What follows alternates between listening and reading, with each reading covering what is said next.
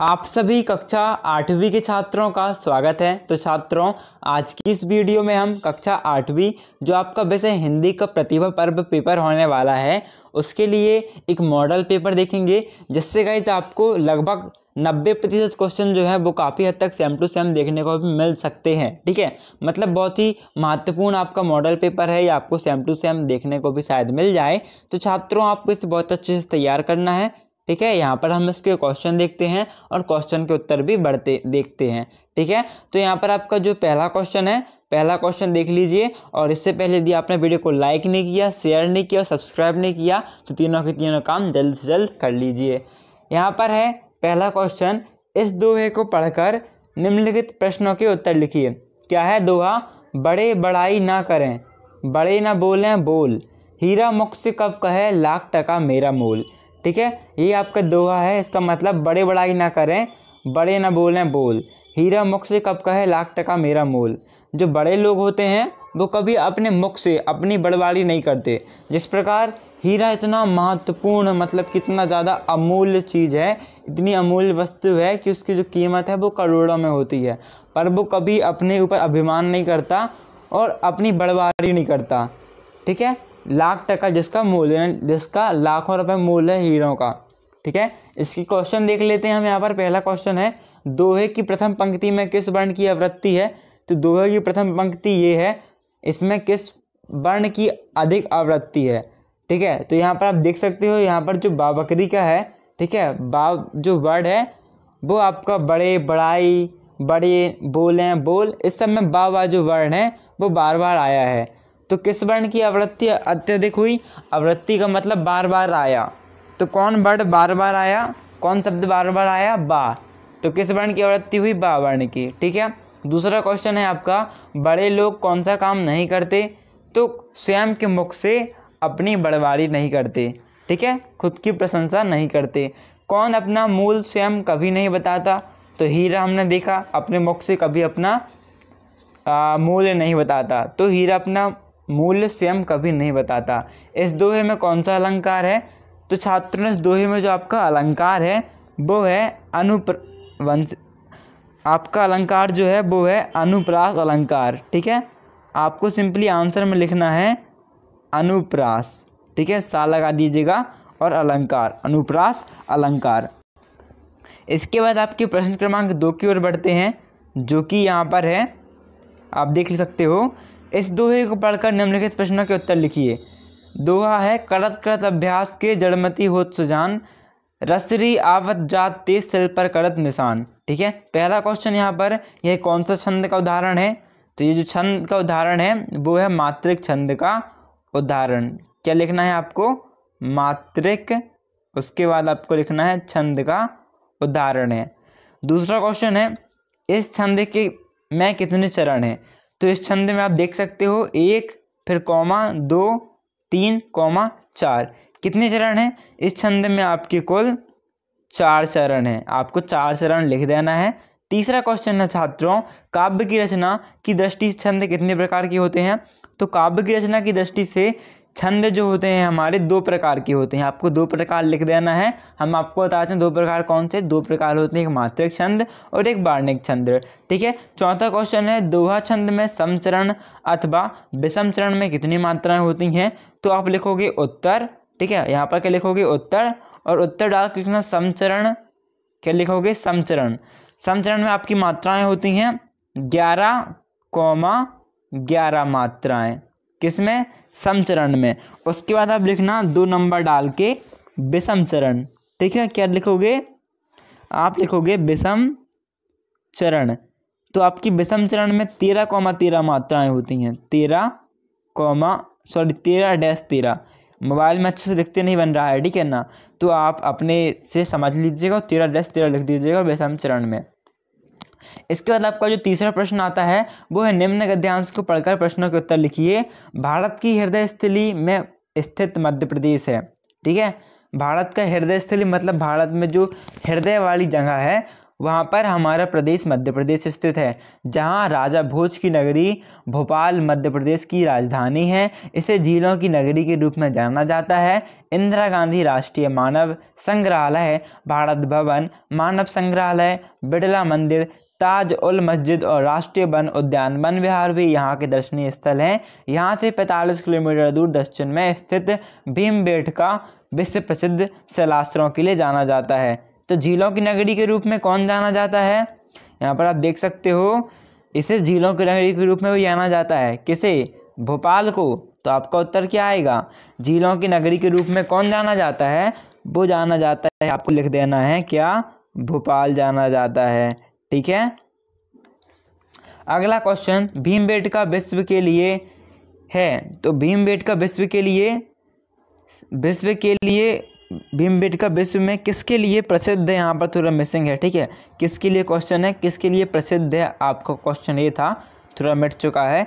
तो भीमबेटका विश्व में सैलासरों के लिए प्रसिद्ध है। ठीक है, आपको ये लाइन लिख देनी है, भीमबेटका विश्व प्रसिद्ध सैलासरों के लिए जाना जाता है। भारत भवन मध्य प्रदेश के किस राज्य में है? तो भारत भवन जो है वो मध्य प्रदेश के भोपाल में है। सॉरी, किस शहर में है? तो वो है भोपाल शहर में। हाँ, आपको भोपाल लिख देना है, ये आपके तीसरे का आंसर हो जाएगा। इसके बाद आपका प्रश्न क्रमांक 4 है आपके सामने। यहाँ पर आप देख सकते हो, गद्यांश को पढ़कर आपको प्रश्नों के उत्तर लिखना है।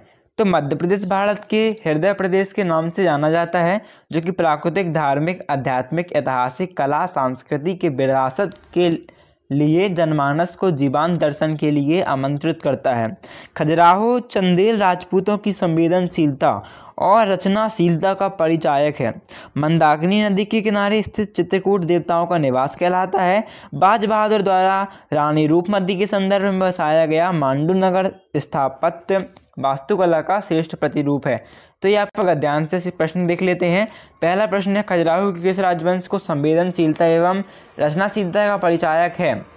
तो यहाँ पर आपको उत्तर लिखना है चंदेल। किसकी जगह लिख दोगे आप? क्या? चंदेल। थोड़ा एक सेकेंड आप लिख दीजिएगा चंदेल किसकी जगह। ओके, आपका उत्तर हो जाएगा कंप्लीट। दूसरा क्वेश्चन है, रानी रूपमती के संदर्भ में कौन सा नगर बसाया गया? तो रानी रूपमती के संदर्भ में आपका बसाया गया था मांडू नगर। ठीक है, आपको क्या लिखना है? मांडू नगर। कुछ इस टाइप से आपको मांडू नगर लिख देना है। इसके बाद आपका जो अगला क्वेश्चन है वो प्रश्न क्रमांक 5 है। दिए गए शब्दों के प्रत्यय छांटकर लिखिए। तो छात्रों, आपको पता होगा प्रत्यय किसे कहते हैं? प्रत्यय वह शब्द होते हैं जो कि किसी शब्द के अंतिम में लगते हैं, आखिरी में लगते हैं।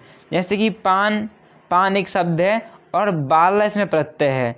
लड़क में पन प्रत्यय है। दूध में बाला प्रत्यय है। लकड़हारा में हारा प्रत्यय आएगा। बुनावट में आपका प्रत्यय क्या आएगा? बुनावट में प्रत्यय आएगा आपका आवट प्रत्यय आएगा। ठीक है, पुजारी में आपका आरी प्रत्यय आएगा। उसी प्रकार मानवता में आपका ता प्रत्यय आएगा। घबराहट में आपका आहट प्रत्यय आएगा। क्या आएगा? आहट प्रत्यय। और इसके बाद है आपका कुलीन। तो कुलीन में आपका ईन प्रत्यय आएगा। ठीक है, आप लिखिएगा इनके जो प्रत्यय हैं उत्तर डाल के पान वाला। ठीक है, पान वाला और डैश लिख दीजिएगा। क्या? पान वाला में प्रत्यय क्या है? बाला।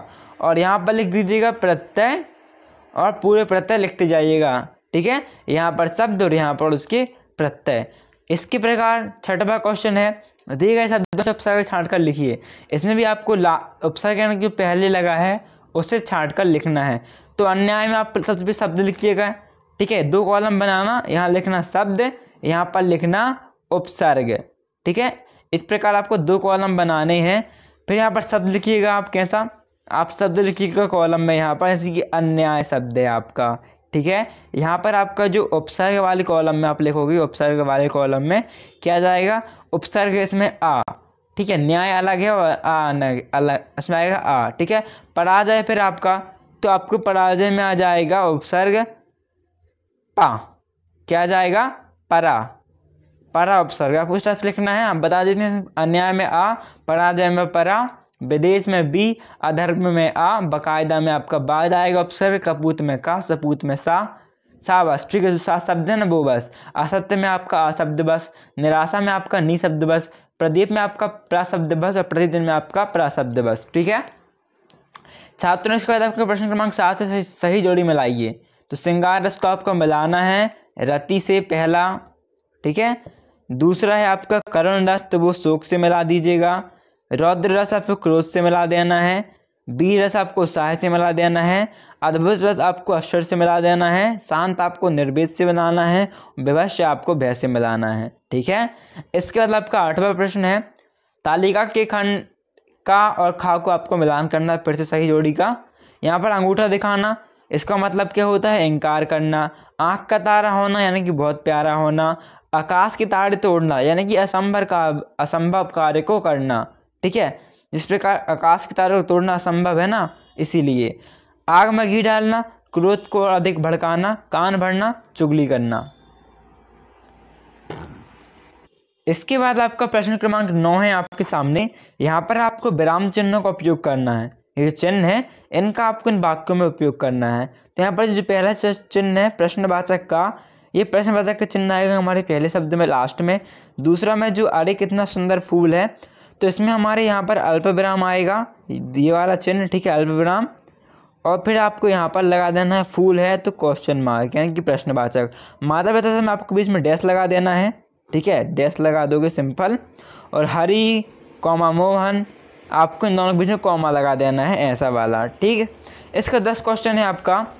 दिए गए शब्द योग में से सार्थक और निरार्थक शब्द छांट कर लिखिए। तो आप 2 कॉलम बनाइएगा, यहाँ पर सार्थक लिख दीजिएगा। ठीक है, और यहाँ पर लिख दीजिएगा आप निरार्थक। क्या लिखोगे, निरार्थक। तो सार्थक में आपको आ जाएगा दाल, जो भी पहला शब्द है। ठीक है, दाल मतलब दाल का अर्थ है, और बाल का कोई अर्थ नहीं है ना, तो बाल आएगा आपका निरार्थक में। फिर चाय, तो जो भी पहला वाला शब्द है चाय, इसमें सब अर्थ है, चाय यहाँ पर सार्थक में। बाय आपका निरार्थक में, क्योंकि बाय का अर्थ नहीं है, चाय का अर्थ है। हम बोलते हैं चाय वाय, दाल आल, साल वाल, तो साल का अर्थ नहीं, बाल का अर्थ नहीं है यहाँ पर। उसी प्रकार आप दाल लिखिएगा सार्थक में, चाय सार्थक में, पूजा सार्थक में, रोटी सार्थक में, जल सार्थक में। बाकी बाल, बाय, ऊजा, बोटी, बल, इसे निरार्थक वाली कॉलम में लिख दीजिएगा। 11वां क्वेश्चन है, शुद्ध शब्द छांट कर लिखिए। मतलब कि आपको बर्तनी शुद्ध वाले शब्दों को छांट कर लिखना है। परीक्षा आपके लिए 3 ऑप्शन है, तो परीक्षा सभी सही शब्द जो आपका ऑप्शन नंबर 3 वाला है। पर्वत में आपका 2 नंबर सही है, नर्मदा आपका 1 नंबर सही है, श्रेणी आपका 3 नंबर सही है, और पूर्व भी आपका 3 नंबर सही है। ठीक है, आप लिख दीजिएगा उत्तर डाल के, इसे इसे इसे इसे फिर इसे।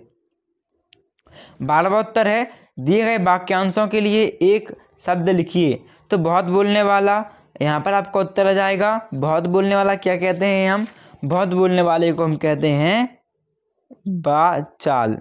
उत्तर लिख दीजिएगा बाचाल। ठीक है, नेक्स्ट क्वेश्चन है कम खाने वाला। तो आपको कम खाने वाले में लिखना है मितहारी। क्या लिखोगे, मितहारी। नेक्स्ट क्वेश्चन है आपका हाथ से लिखा हुआ। तो हाथ से लिखा हुआ आपको लिख देना है, क्या लिखोगे, हस्तलिखित। सॉरी, हस्तलिखित लिखना है आपको। ओके, हस्तलिखित। उपकार मानने वाला, तो उपकार मानने वाला आपका कहलाता है कृतज्ञ। ठीक है, जो सब कुछ जानता हो तो वो आपका कहलाएगा क्या, वो कहलाएगा आपका सर्वज्ञ। ओके, इसके बाद आपके आगे क्वेश्चन है अलंकार किसे कहते हैं। तो काव्य की शोभा बढ़ाने वाले तत्व अलंकार कहलाते हैं। ठीक है, अनुप्रास अलंकार की परिभाषा लिखिए। तो जब एक ही वर्ण की आवृत्ति होती है वहाँ अनुप्रास अलंकार होता है। जैसे हमने सबसे पहले देखा था बा बा बार बार आ रहा था, तो वहाँ पर अनुप्रास अलंकार था। ठीक है, उपसर्ग किसे कहते हैं, इसे भी हमने देखा। किसी शब्द के पूर्व में जोड़कर नए शब्द बनाने वाला शब्दांश उपसर्ग कहलाते हैं। जैसे कि आ धन न्याय, अन्याय। ठीक है, आ उपसर्ग है। प्रत्यय किसे कहते हैं, तो शब्द के अंत में जुड़कर नवीन शब्द निर्माण करने वाले शब्दांश प्रत्यय कहलाते हैं। तो गाइज ये आपके 16 क्वेश्चन ही आएंगे, और 2 क्वेश्चन जो रहेंगे वो रहेंगे आपके घर से लिखने के लिए। तो आई होप आपको वीडियो अच्छी लगी होगी। अभी आपको वीडियो को लाइक करना है, सभी दोस्तों के साथ शेयर करना है और वीडियो को सब्सक्राइब भी करना है। थैंक्स फॉर वॉचिंग छात्रों एंड